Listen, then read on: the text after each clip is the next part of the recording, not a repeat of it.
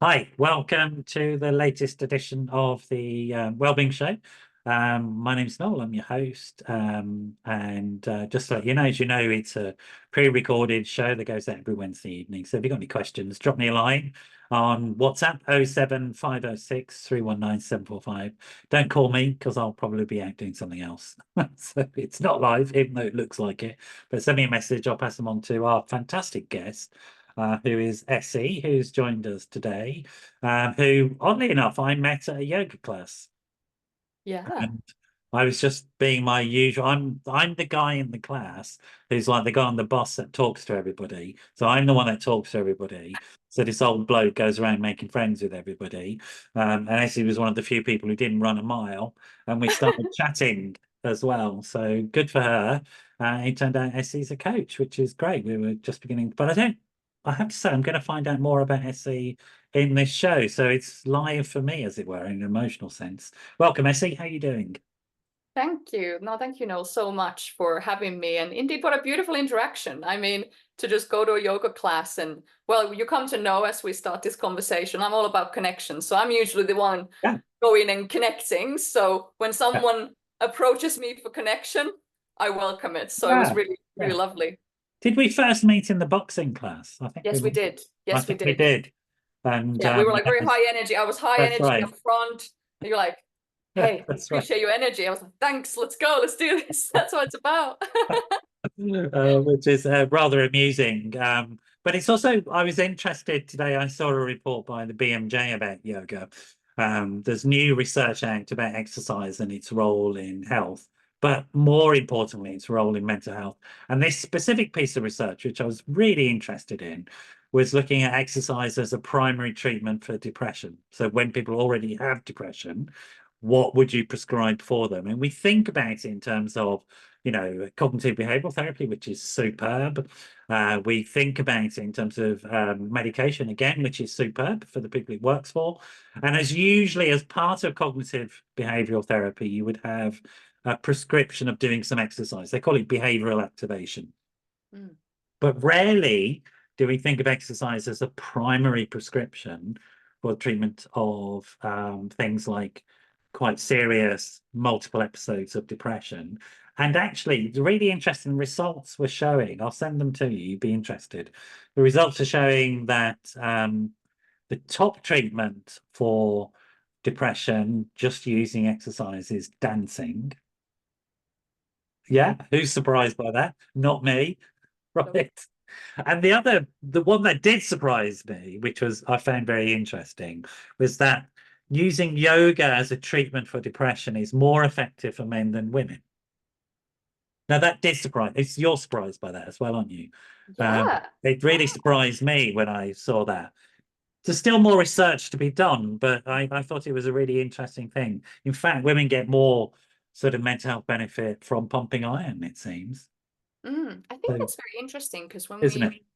we think about actually, yeah, like obviously we might see a bit more women in yoga class. I think it's Yeah. more kind of that, in a way, feminine energy, more flowy and kind of, I mean, yoga is union, so it's kind of bringing all the polarities together and Yeah. becoming one. I actually did my thesis study on yoga, and that's Yeah. where my, Yeah. study on heartfulness also is based on. So it's kind of nicely starting to link into things. Yeah. But it's interesting indeed that then, women who might maybe do less of those martial arts or, the kind of boxing, not naturally, they might Yeah. more like, "Ooh, I like to ease into and flow, like yoga is Yeah. more natural." Yeah. But actually, I think it also shows what's more needed, that maybe this is an invitation.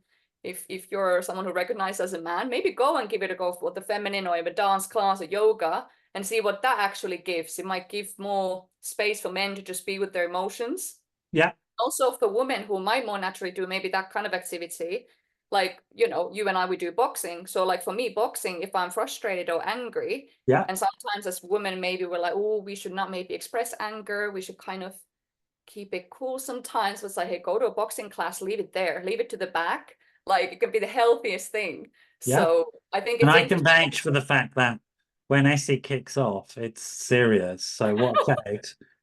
You do a runner, mate. Watch out for her when she gets those gloves on. There's going to be blood on the carpet. So, but it's. I mean, I just also think that it's really interesting. We're beginning to get the research now on these healthy lifestyle choices and how important they are, particularly I think with guys. And I was just saying to somebody today about it because I'm quite interested in the whole area of mental health services for men because the figures are tragic. Sort of 75% of suicides, we're going to talk about that, are men. We've had that conversation. We're going to talk about your personal connection to that. On that note, we are going to be talking about some triggering subjects during the conversation. And as we get to them, such as suicide, I'll be mentioning organizations such as the Samaritans that you can reach out to if these things have happened to you or if you're thinking about them. It's really important to remember that never make a permanent decision from a temporary feeling, ever. Feelings come and go. These fatal activities don't, they're final, and we don't want to be doing that. So always reach out for help. But I'm quite interested in the area of men's mental health, just as a guy, but also as a health professional, and looking at this new research on exercise, because obviously that's often what men will be attracted to. And so we're beginning to think, I think, understand that it's maybe not that men won't access mental health services, just that mental health services have been formed in a particular way, rather than we don't think about the local football match as a mental health service, but it could be, right? Do you know what I mean? We don't think about the local yoga service as a mental health service, but it could be, and our GPs could be thinking about that and prescribing that. Certainly, I got a prescription for my local gym when I was needing help with my weight, and my GP gave me that access. So again, these things I think are really interesting to talk about, simply because we know we're going through a mental health crisis. The answer is not to train a load of psychologists. We don't have the resources, we don't have the time. The answer is to go, well, what have we got?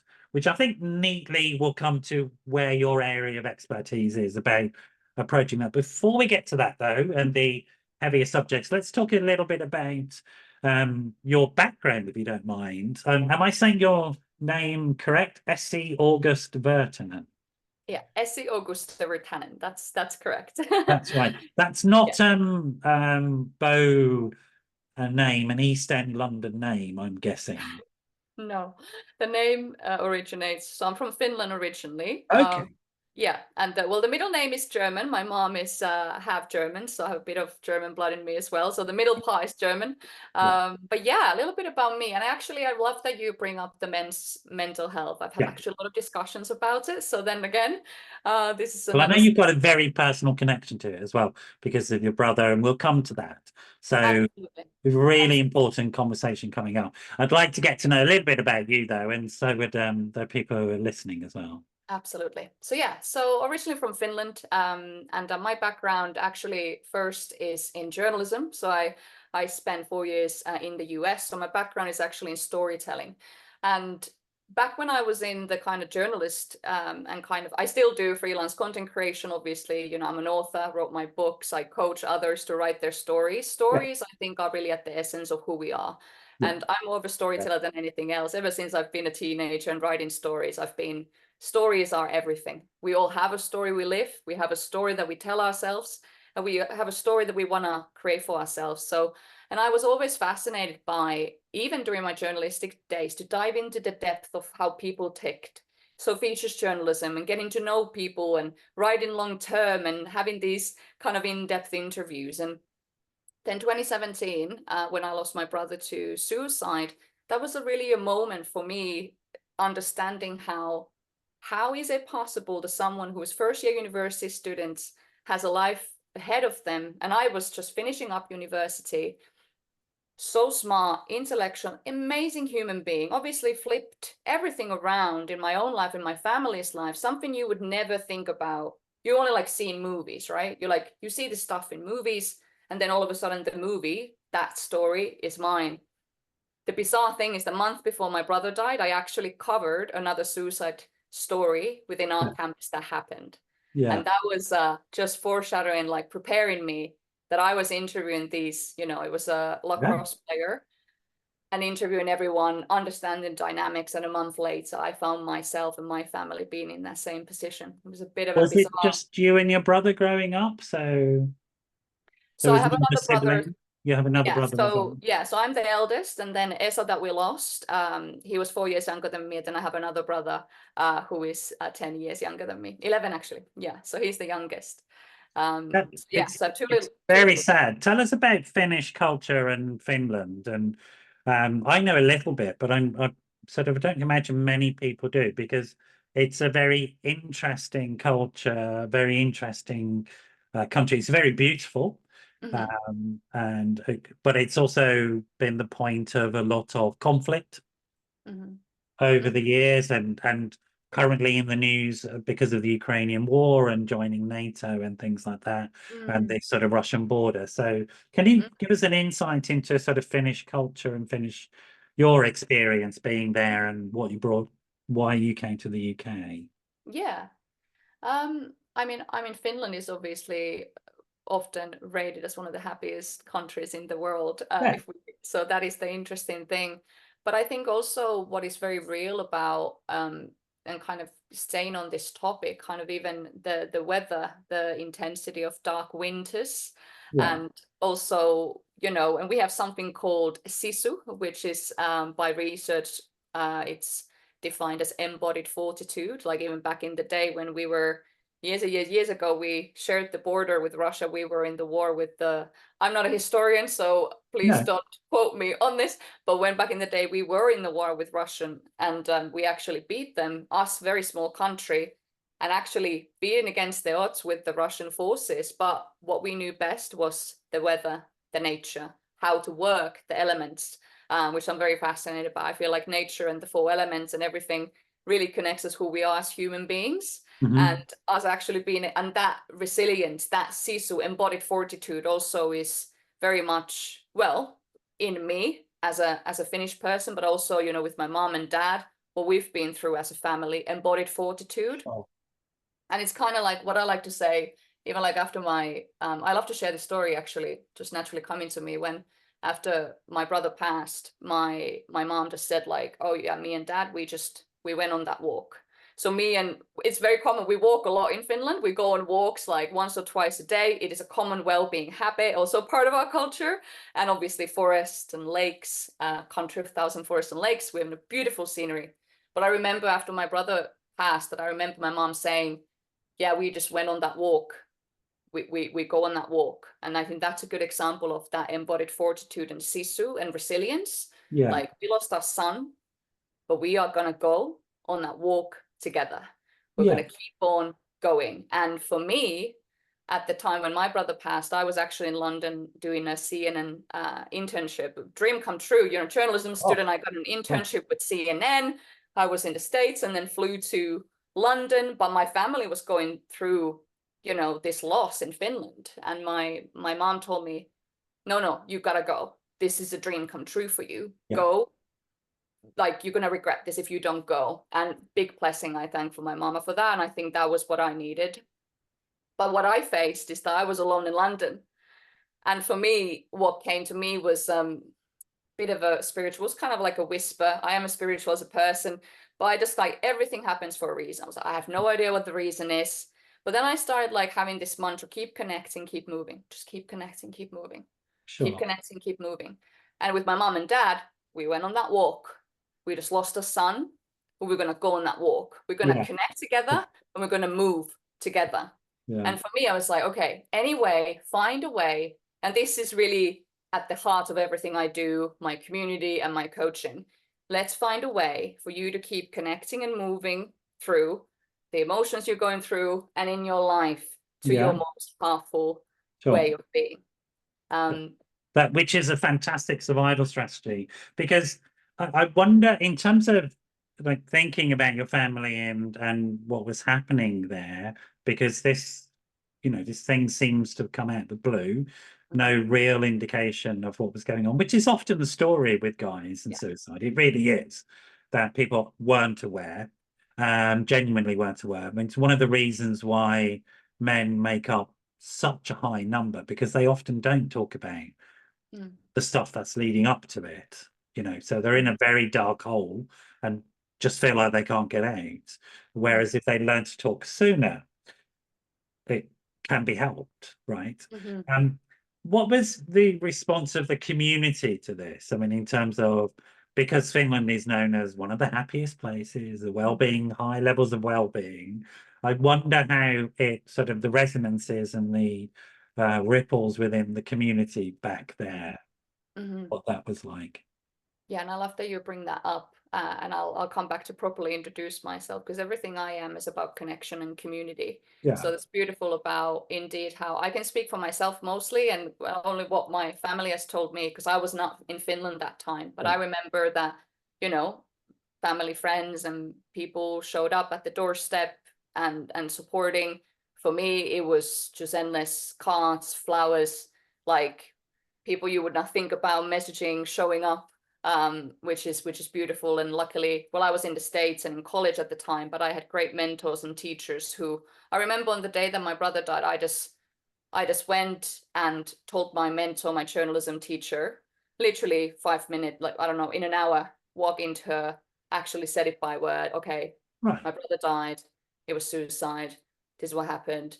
And then I went to another teacher. I just kept repeating the story over and over again. Like, and maybe again, I'm a storyteller. So for me to tell the story over and over again to people I trusted on the day that it happened, I feel like that was my way of connecting and moving. Just keep telling it, like that actually becomes real. right. But So I it was wasn't turned into a taboo or a shameful thing. It was sort of your community back home, your community that you were forming here in the UK. You were able to be open about it, and your family were able to be open about it. They didn't carry shame around it. no, I mean it's a bit of a blur.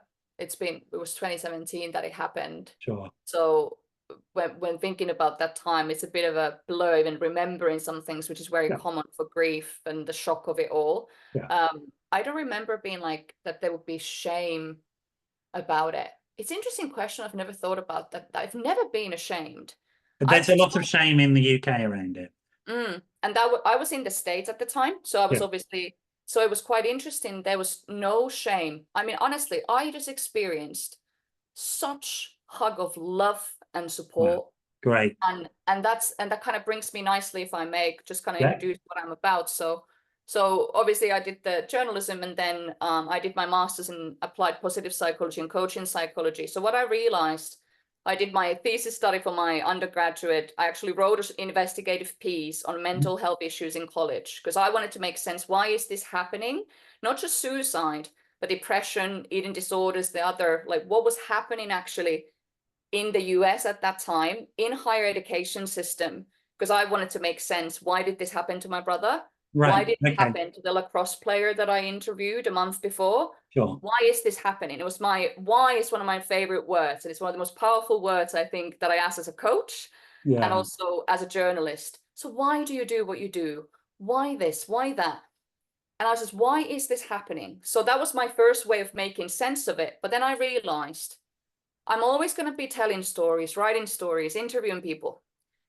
But I want to actually help people shapeshift and change the stories that they live. Because if a person can get to such a disconnected place Yeah. that they do not want to be here anymore, I was like, that did not make sense to me. Obviously, didn't make sense to a family like my brother, who like had so much potential. I mean, he was wiser beyond his years, like best in his class, like one of those kids that has the highest potential. All these kids, like the lacrosse player or another friend that I lost, brightest smile in the room, the brightest light in the room, the biggest energy in the room that everyone looks up to. I'm like, this doesn't make any sense. And I was like, I became, and ever since I've been determined, if there's ever like, what can I do to prevent people from getting to that point? So as a coach, I support people through times of transitions, all after bereavement, any heartache, heartbreak, divorces, breakups, very like heartachy matters, because those are sensitive areas. Because when something ends, it can really break your heart to the point that you can get to a very dark place. Mhm. So that's just naturally becoming all graduate university. What do I do? What do I do now? Like the lostness, like what where where do I go or going to university? So my brother was a first year university student. I've coached 3 years university students go into uni, because my brother was one of them. And if I can help those kids just transition to university, like, it doesn't need to be that intense, have fun, like saying all those things that I wish I could have said to my brother, but I couldn't. Right. And giving them coaching, support to empower them to navigate the challenges, that they can have the best time at uni and prepare them as they get going with life, and difficult things are going to happen and they can self-coach themselves.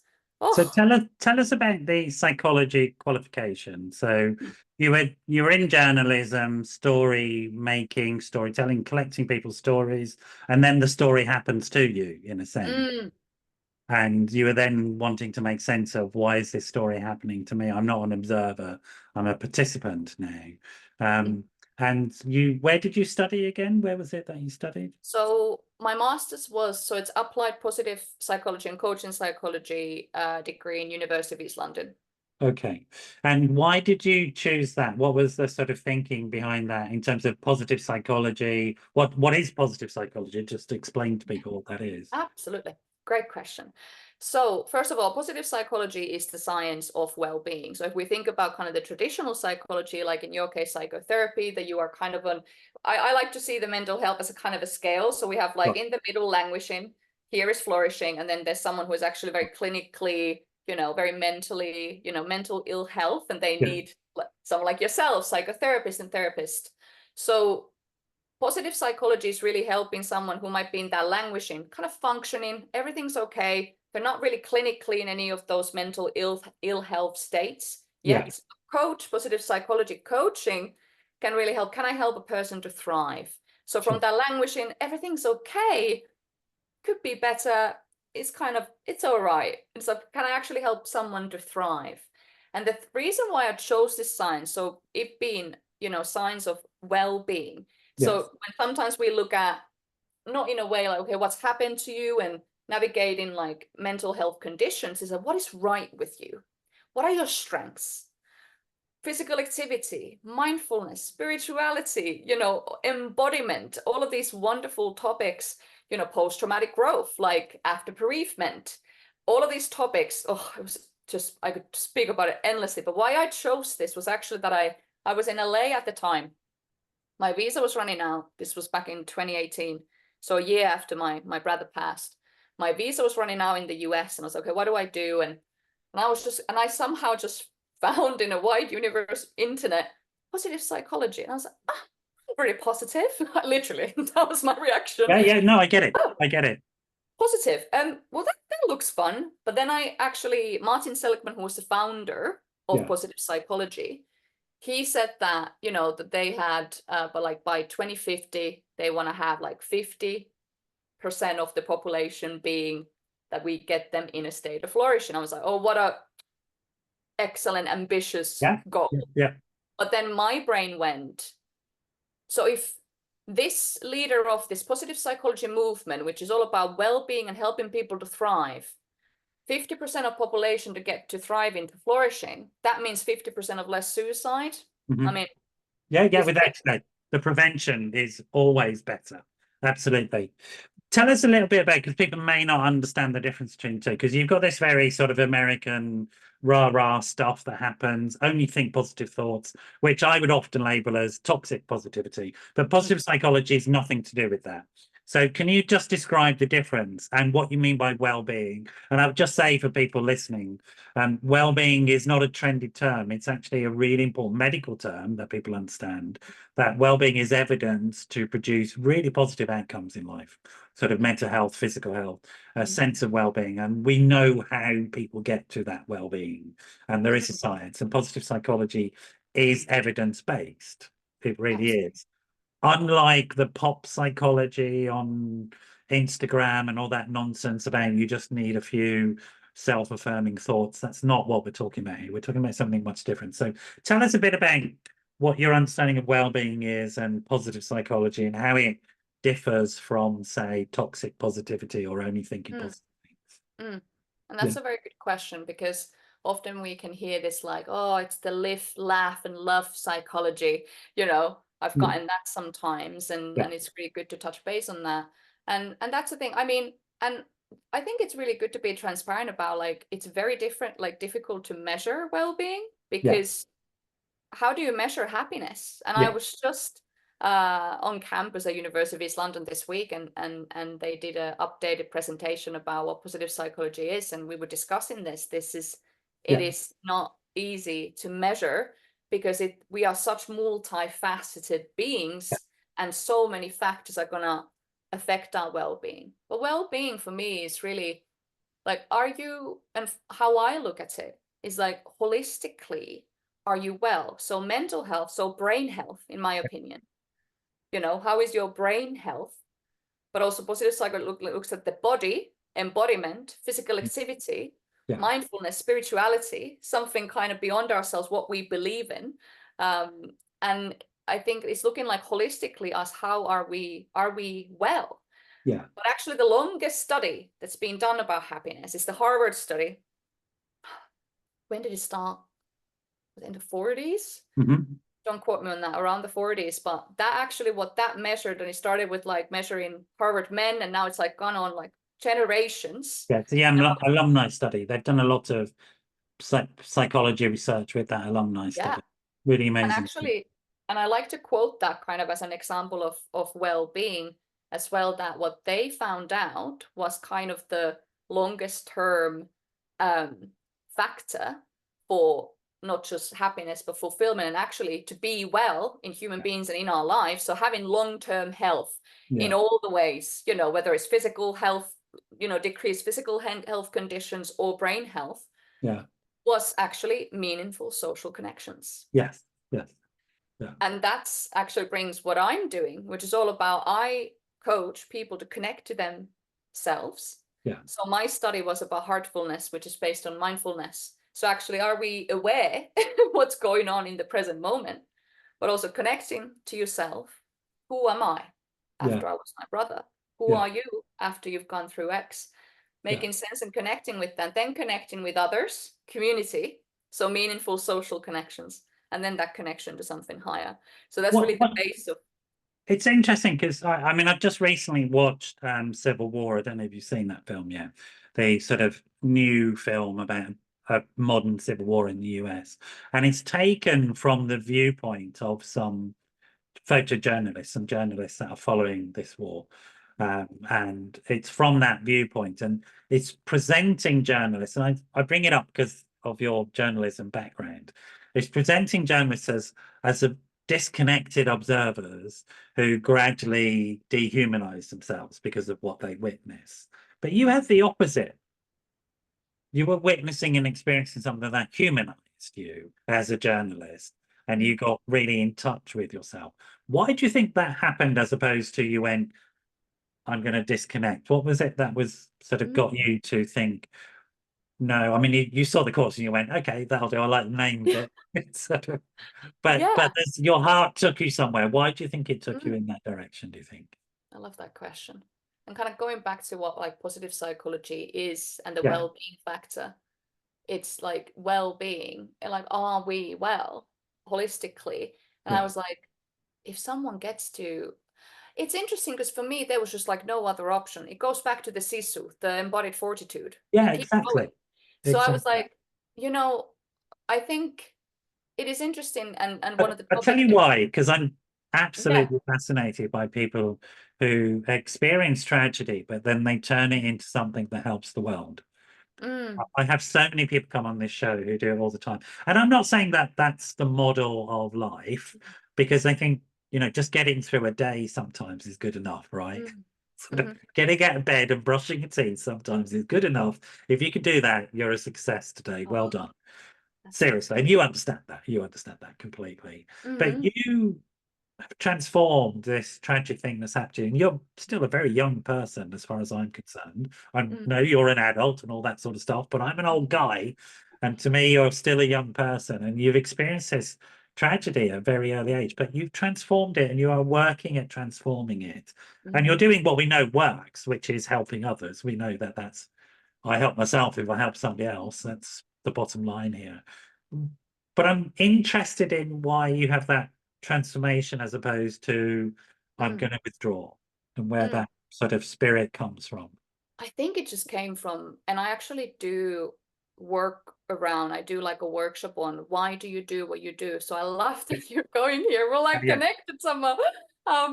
So why was it that? And I didn't, let's say, stay in that disconnected space, because I got into a very deep depression after my brother died, very dark place, which you naturally do in the grief and the everything. And why? I think it was just like I could not help my brother, but can I do anything to just prevent this not happening to other families?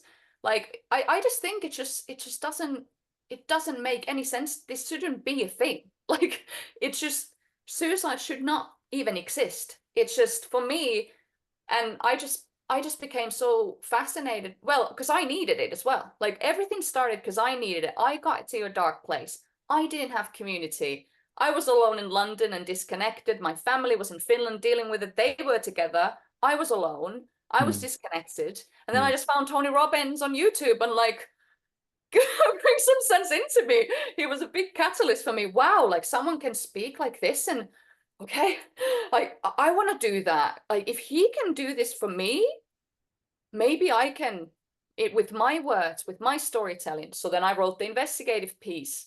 Then I started studying the post-psych and coaching, and I was like, wow, I've always had conversations like this, but Right. I needed it. Yeah, I get it. Everything I do is what I need, like my Connected You community, which is based on the fact it's women supporting women. It started in lockdown, which obviously was a time that we were locked in and we couldn't normally connect. And I started it because my friend needed, I miss women, I miss connection. I'm going crazy. I was like, let me start something. Yeah. And I gathered women online. And now it's turned into, besides online, that we just last Saturday, we had a walk and talk club. We go, connect and move. We walk and we Wonderful. talk. Wonderful. So and my why became, even like I had 12 women. It was a horrendous weather, like all 4 seasons in one day.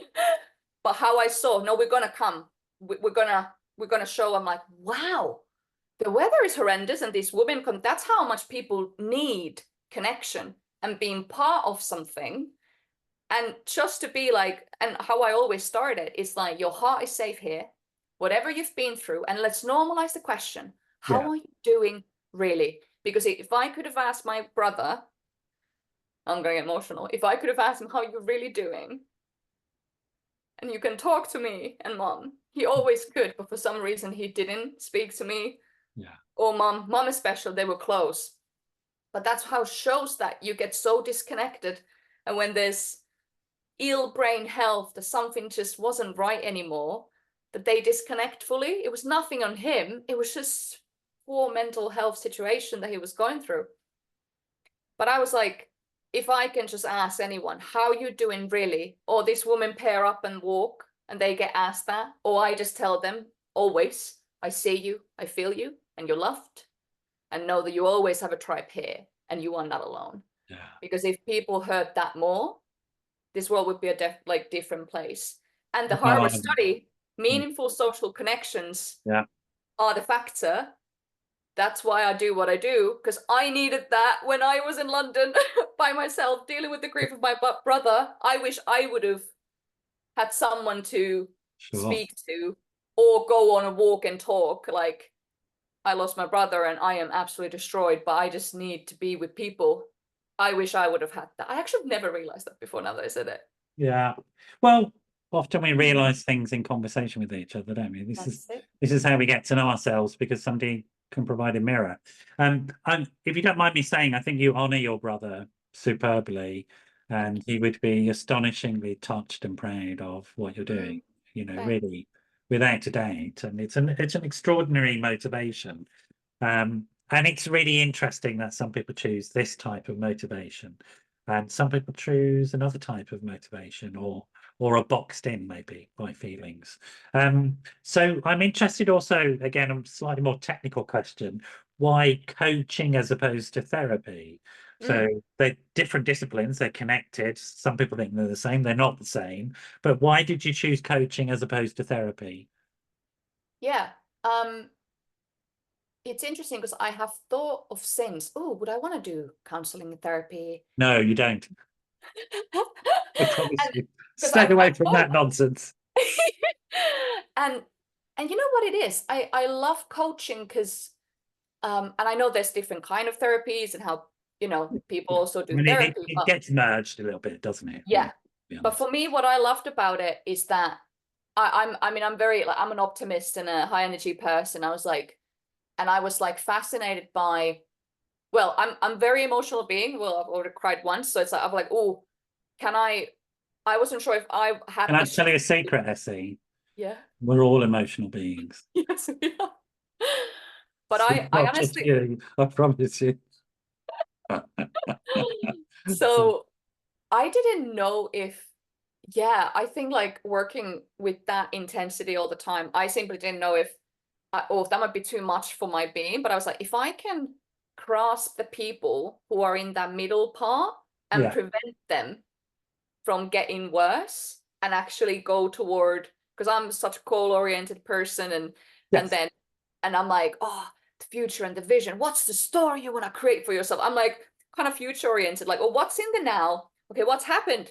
But what's in the now? What can we play with? Because I think the power of a present moment, and obviously my work is based on mindfulness and that awareness, which came kind of, I wasn't planning on it, but I love that fact how also linked with journalism. For me, as a journalist, I ask questions. When you're asking me questions now, you're interviewing me. I was like, oh, so I did that as a journalist. And now as a coach, I can also just with the power of amazing questions and Yeah. paraphrasing. So Oh basically yeah. relaying them, their Yeah. story back to them. I was like, this just makes so much sense for me because I had been doing that, obviously with a different intention. So there was something about that methodology, but also what I want to say, I think I'm glad that I landed on coaching because coaching is not as regulated. And I think one thing I would love to drop here, if you're wanting to get coaching, you're someone, oh, that might serve me. Reach out to me or just, check their credentials. Yeah. If you want to find a Yeah. good We're there coach, today. make sure that they have master's degree, whatever certification they claim they have, like ask for it. Like, what Yeah. is it? Because I'm not speaking ill, but there are some people who might claim they have, it was a 3-week course, and there's something sometimes problematic interactions with coaching. There are Yeah. so many great coaches out there as well, but just ask for their credentials. I think it helps just to Well, walk. let me be more explicit. There are dangerous people out there, and Yeah, buyer beware. I really mean this. Buyer beware. That's in the therapies. That's in coaching. I happen to be regulated by a statutory body in my practice, but that's not the case for vast majority of people. So it is really important to be aware, and just be aware that I've looked at Essi's qualifications. She knows this because she sent them all to me to make yeah. sure So she's all right. And it's yeah, about accountability, isn't it?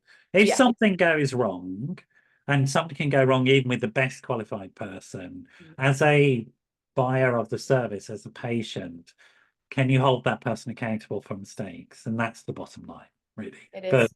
patient safety is about that, really. So. And Absolutely. So all fields have good and bad practitioners, and it's really where you can hold them to account. absolutely. Um, So that was a little side note, but no, it's good. I'd love to make one point as well about No, what I'd love to see, and also you and I connecting, Noel, that I also love that what I've been wanting to kind of also work on more when you find great practitioners who really know what they're doing and the safeguard, they know what's up, they know what they're doing. yeah, It's also, can we do more collaboration between coaches and therapists? yeah. I So mean, there's you as a absolutely, psychotherapist, yeah, you're here. Let's say a client, wow, they've made amazing progress. They would be start to ready to think about their future and yeah, what do they want to create for their life and well-being and physical activity, all these other things. But then psychotherapists, there's not enough of you, as we know. There's not enough therapists, counselors for human beings on earth. That's why also communities, I think, serve. yeah, yeah, We have community spaces where people can be held while they wait to get to therapy. yeah, That was part of my reason starting Connected You. But imagine, if like therapists do their magic, person gets to a point, hey, let's work together with a coach and therapist, and then they breach across and then coaches can help them to start coaching themselves and creating that life for themselves. What a beautiful thing.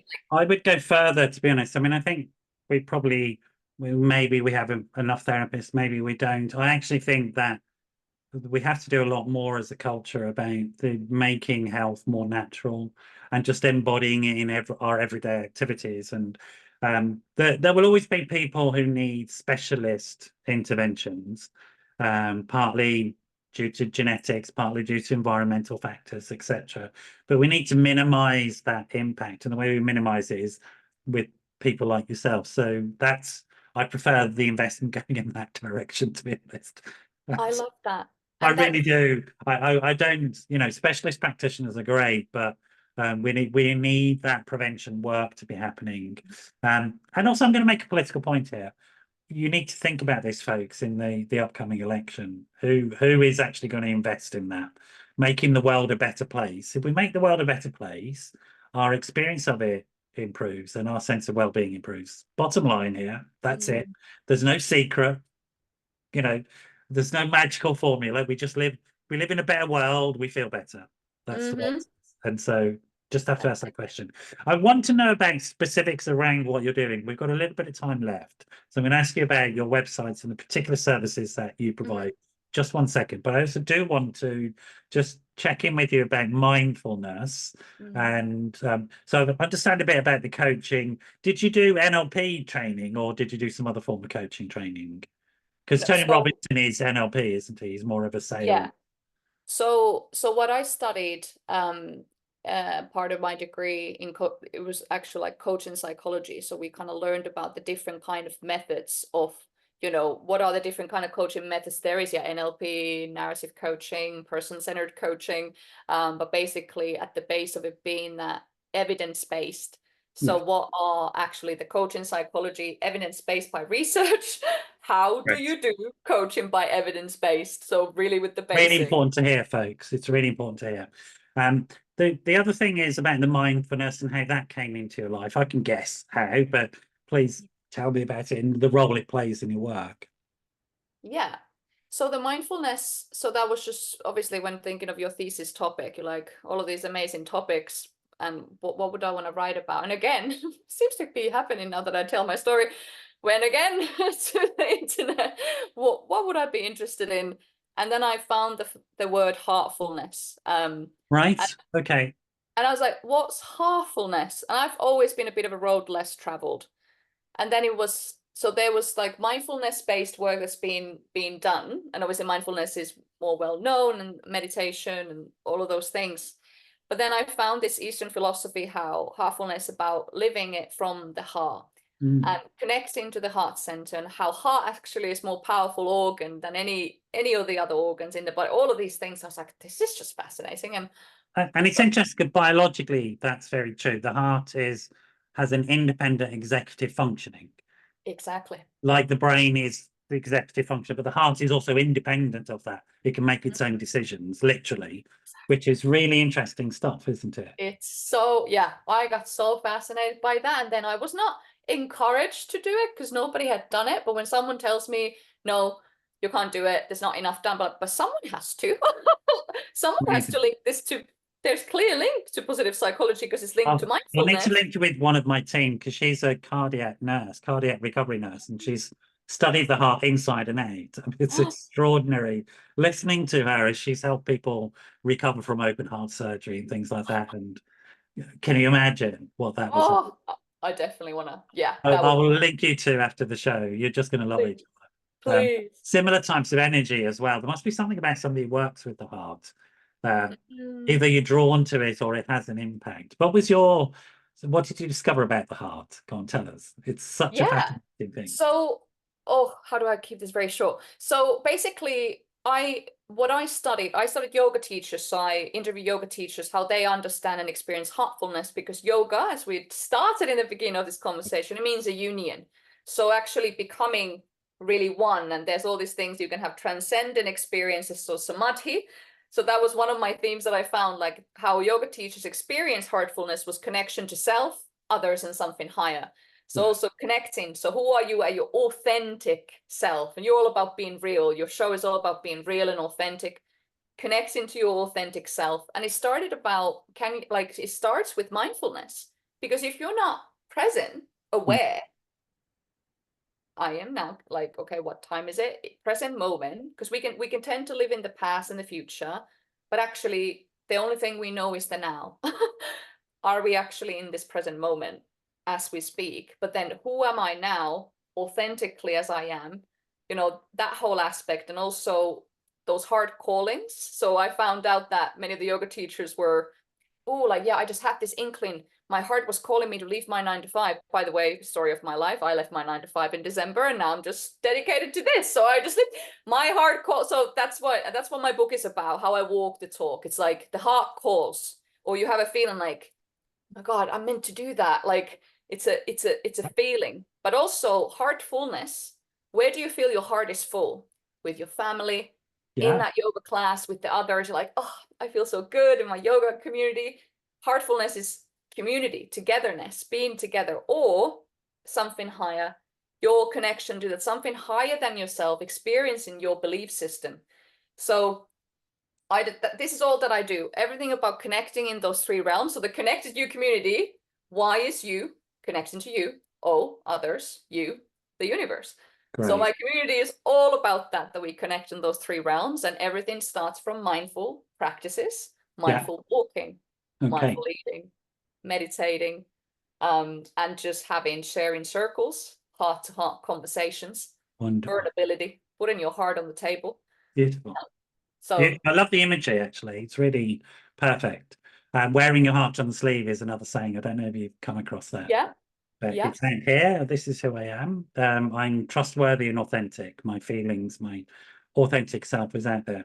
Just aware of time. We're running out of time. So I want to get to the point where you give me a rundown of how to contact you, what your services are, what the groups are, how people can join, all of that sort of stuff. So first of all, websites. Do you have a website? Yeah, and you probably put it in show notes as We well. will But do. Put it underneath yeah, the show. Don't worry. But you yeah. just tell us. So yeah, so website is Essi So yeah, that is a big one to spell. So it's probably in the show notes. They'll have the link. Don't worry, folks. The link will be underneath the show. Yeah. So essiaugustevirtanen.co. I'm very active on Instagram as well. So Essi Auguste, you can find me on there. We'll put a link to that as well, so people can find you. And then, so I did publish my book. That's on Amazon. It's called Heartful. So you can also find that. We can put the link into that. So that's really about if you're interested into my method of coaching and living heartfully and this connection stuff. That's kind of the first self-coaching tool I give to anyone. If this interests you, read the book. Right. And then my Connected You community. So we are a women's community. We talked about men's, mental health. I've started getting requests from men as well. They want to come, which is a great sign. It shows that men are starting to get ready. I want to come and circles, and because women come naturally. That's how it started. Women wanted to come and connect, but I'm thinking I'm going to open it up to everyone soon, because men need it as much as anyone. I'm going to give you a little interesting statistic to help you along that road, because it's International Fathers Mental Health Day soon, very soon, I think in a couple of days' time. And did you know that humans are only one of 5% of mammals where there's father investment in families? And we're the only primate. And the reason for it is the survival of the species, because as our brains grew, and because, as you know, women walk upright, there's only a limited amount of space to get heads through without being too graphic. And so our babies are born too soon. Biological fact.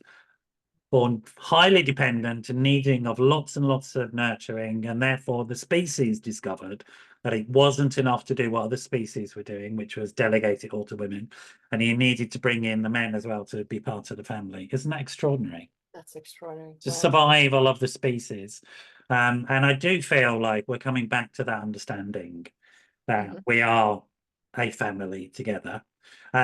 We'll put all the links in there because we are at the end, but there's a huge number of services that you've already produce, and you're going to go on to produce millions more. I know Yeah. the So trajectory of your life is only going in one direction. yeah. Um, it's wonderful, from having been beaten up by you in a boxing class and Yeah. then chilled out in a yoga class to discover more about you. I look forward to seeing you at the place we go to. I'm not going to advertise them, it's not fair.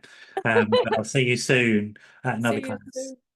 It's you stay there. I'm just going to finish us there. Before we go though, is there anything else we've missed off in terms of the list of things that you're doing at the moment? No, have you covered them? I think yeah, we've covered them. And yeah, connectedyou.co is the community. But also as a final thing I would like to say, Yeah, is that if no one else told you today and you're listening, know that you are a gift to this world just by being in it. And right. whatever you might be going through, know that it doesn't last forever because every moment is temporary and you're not alone. And if Yeah, anything resonates, connect with me, Noel, or amazing people out there. You're not yeah. alone. We're in this together. Heartfulness is interconnectedness and oneness. We might look different, but we're not. We're all one and together. So, and thank you, Noel, for It's having okay. me. I would underline that point, just thinking about the dark places that people can go to before they permanently make a decision, which is a disastrous decision. If you remember back earlier in the show and Essi's tears about what now, I'm guessing her brother didn't feel like he was connected and therefore he took his own life. But if imagine if he'd seen those tears, Mm. maybe he would have just gone, maybe I'm not going to do that, right? Do you know what I mean? Mm. So if you are feeling disconnected, know that if you leave permanently, somebody's going to be crying, mate. They really are. You know, you're in somebody's heart, definitely. We're going to leave it there. I'm going to say goodbye. Do get in touch with Essi or me. Get in touch with her services. I'm going to bully her into working with men soon. So Yes. expect to hear male-oriented services coming up very soon. And Lovely coaching I to, do. Coaching I yeah. do with men already. All So right. But I'm going to force you to do more. I promise you. I'm yeah, going to be on your case. everyone, with everybody. Thank you, Noel. So thank you so much for being here. Thank you for sharing your wonderful heart with us. And mine certainly feels full now that I've had a conversation with you. I'll see you again soon. See you all soon, folks. I want you all to have a lovely time and do stay safe.